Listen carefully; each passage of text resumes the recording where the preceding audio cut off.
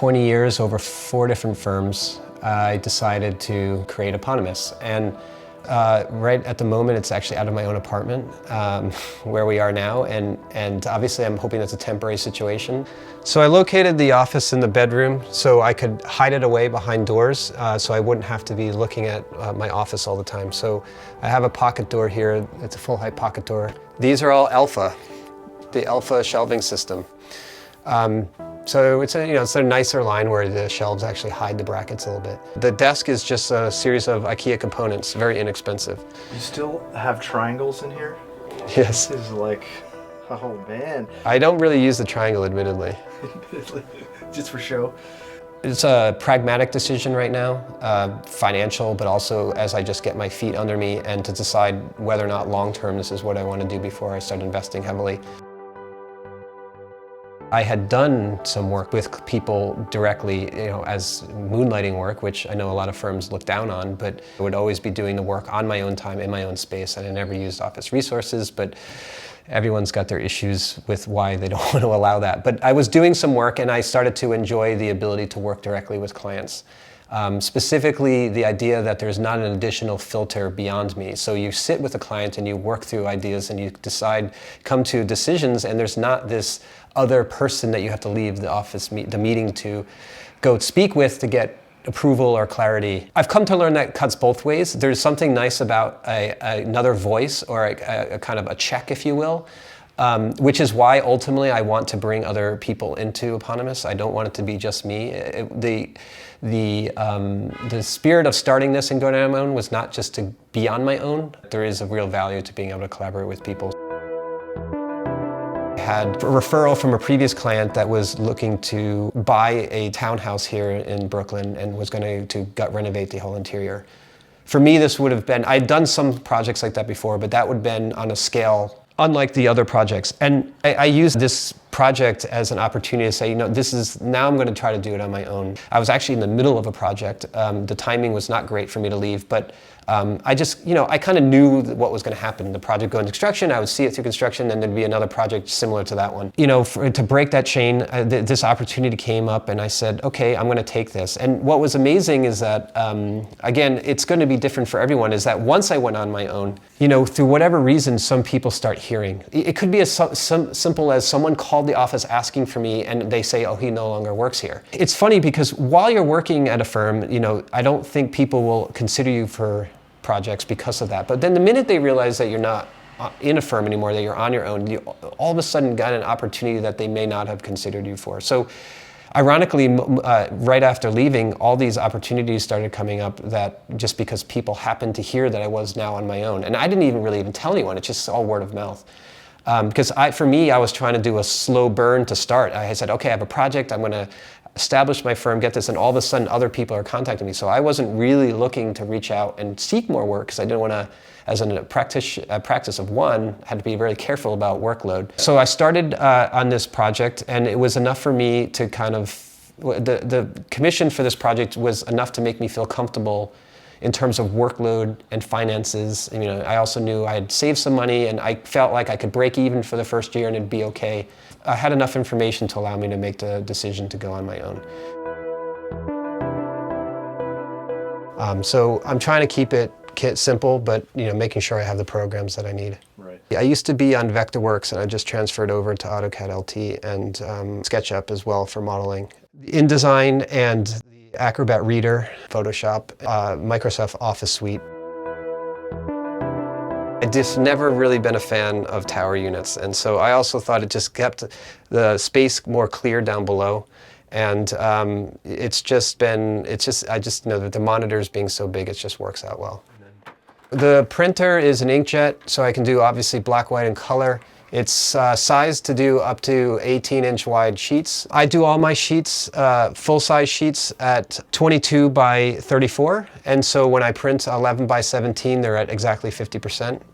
So I do have local print shops I use when necessary, but in general, I can do half-size sets and they'll be at scale. Then I do have this open space here, which is obviously my dining table, but it's also just an open table in which when I print something here, I'll come and sketch. I also like the idea that when I'm in that smaller alcove and drawing on the computer, it's kind of one mindset you're in, and then I can leave that space and come here, and then it's just a more open space with a more, you can really stretch out, and it just feels like you can then be a little bit more creative. And you just kind of, for me, it just transitions myself into a slightly different work mode. Also, simple things like materials. As I started to build my own library, it's nice to use this larger format table to just lay out materials and actually start creating compositions of palettes. And again, I think that would be hard to do when space is somewhat limited. One day you're at an office, the next day you wake up and you're in your apartment, and that apartment, in my case, is also my office. And the work for me was a natural flow. I would work like I would anywhere else. If anything, I actually would be able to get my hands dirty again doing a lot of drawing that I wasn't doing in the other offices because I was doing a lot of management. So now all of a sudden I'm getting back into the real practice of architecture, which was nice. Not having coworkers anymore was something that I thought would be okay, but it actually was more of a struggle. So, just kind of psychologically and emotionally, to be kind of isolated by yourself was tough. Even though I've been able to create alcoves of space, it's still blurring for me, the idea of a residential space that's about recreation and an office which is about kind of working, and that line gets blurred to the point where you could be doing both at any given time, and it can get, you can get to a point where you feel like you're working all the time. Coming home to my apartment is not this sense of release that it's like a removal from work, because it is work too. And so for me, it's hard to make that split. One of the challenges has been when you're in an office of one, how you build the workflow. So the benefit is that I know that I'm the only mouth I need to feed, right? So I can have a very quick grasp of the amount of revenue I need to generate. You have to be very careful on how you stack the work. And you don't always have a choice in that, obviously, as we know.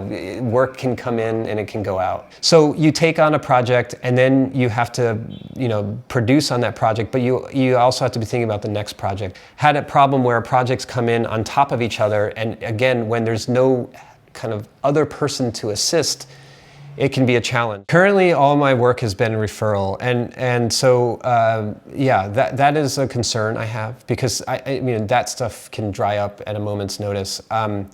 Aligning myself with interior designers can be helpful, because sometimes they're the first people clients will connect with. Because I'm relying heavily on referrals, I've started to kind of foster relationships. For example, when I meet contractors I do like, and I've worked with them with success, I will get them in the mix. And I've talked to contractors say, I know someone who's looking for someone, I think you're a good fit. I was gonna have them contact you. And they're like, oh, I appreciate that, thank you. And they also will say sometimes, I'll let you know, sometimes people are looking for an architect. It's funny, there's always people looking for good contractors, good mill workers, a good metal worker. It could be anything. There was a point where I was asked to do something where it was too much for me at the time because I was still working full time. So I actually referred it to another architect, someone I used to work with who had gone out of his own. And oddly enough, he's gotten busy to the point where he doesn't like some of the smaller residential work, so he's actually kicked work my way. So it's funny that I'm actually even getting referrals from other architects, because it's work that's not in their wheelhouse.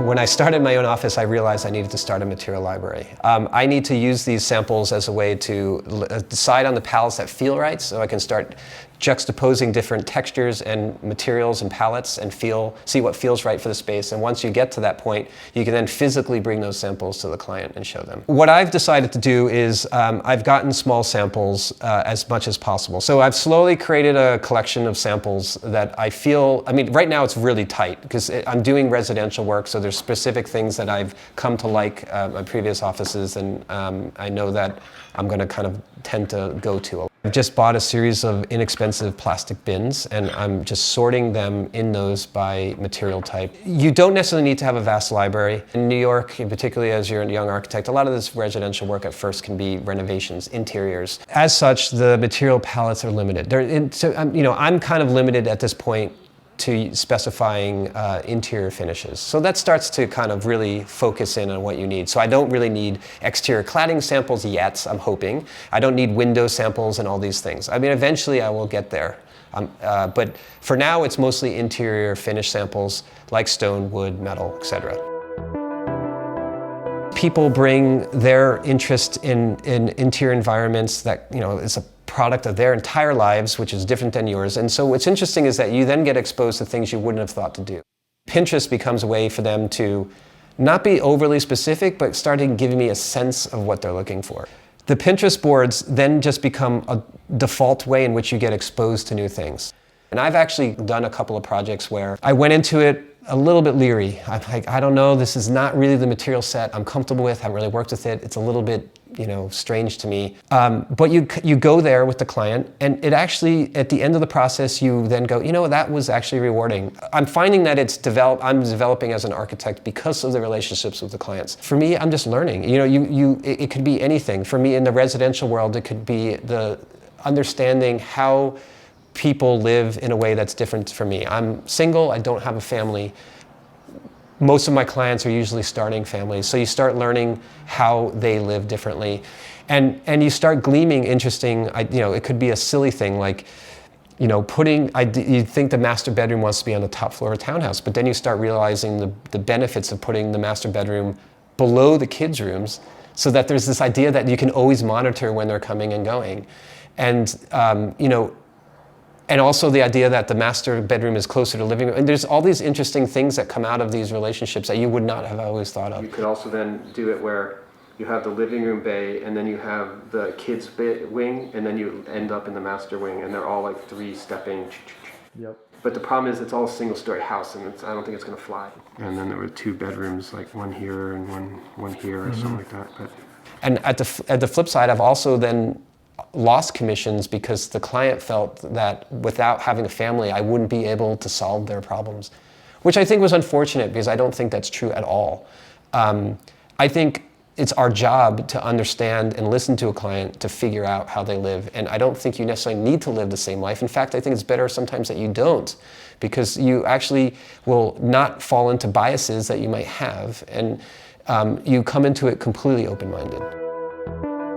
The portfolio is an interesting piece of the whole, not only the career, but also the job search path. So the first jobs you get are based on an academic portfolio. I don't even use the academic portfolio anymore for obvious reasons. The academic portfolio was, at least in my case, it was fairly ambitious in terms of design, was very aggressive and modern and so forth, right? And so I kind of realized that if you were interested in working for more aggressive or avant-garde design firms, it sometimes made sense to maybe do it out of school because it seemed like it might be aligned. And there was always this dilemma about when you went out of school and you say you worked for a more conservative office, can you then go from a conservative office to a kind of more of a avant-garde design firm? And I'm sure it can happen because there's roles in every office for everyone. But for me, that was always a concern. So what I've done is I tried to get into the design firms early, particularly with the academic portfolio, because I think it was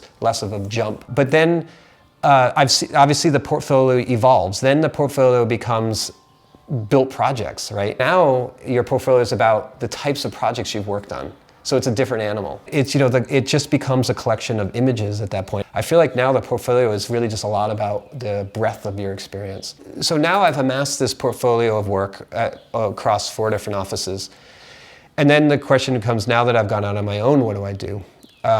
Because though those projects at previous offices are partly a byproduct of my contributing to them, they're not my work in the sense that obviously it wasn't my office. And the design that is the specific design threads that are there are the creativity of those specific business owners, partners, what have you. I've chosen to use only the work I've done on my own and not bring in the work from previous offices, and it's unclear yet if that will be successful. I've also started looking at it in 2 ways. There's the kind of public presence, which is what's on the web and what's available to people publicly.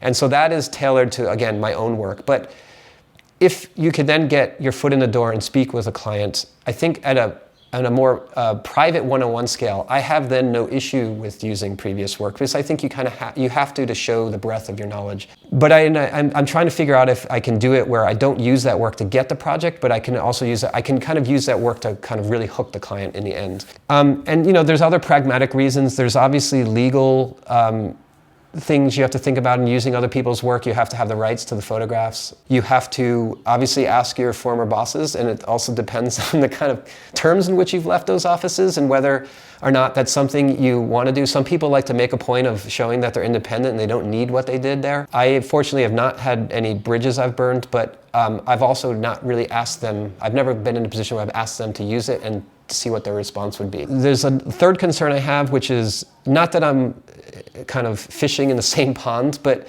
once you start using the work of these other people, then it warrants the question of they could just go, well, then I'm just going to go hire that firm because that's the work I like.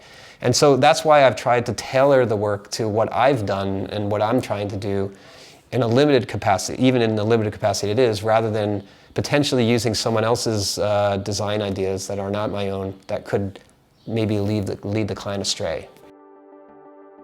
When I started Eponymous, I gave myself a year. Financially, the project I had gotten when I first started Eponymous, and with whatever money I had saved, I knew I could get through a year.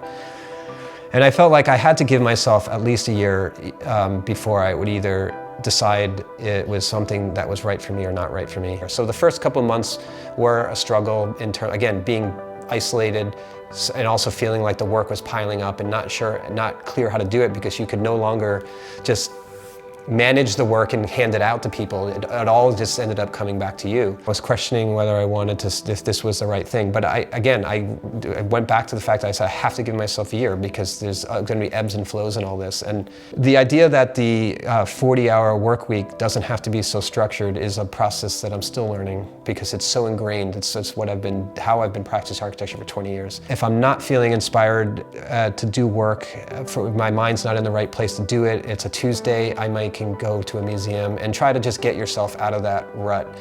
And conversely, you could also be like a Saturday afternoon and you have this epiphany and say, wow, that's a really interesting idea, I want to explore it. And so the idea that the workflow can become just much more nebulous is something I'm exploring and seeing if that's a benefit of being on my own. The name is it's a little bit of a tongue-in-cheek. Eponymous meaning self-titled, that the firm is, the idea is that the firm is that specific project at that time with those people.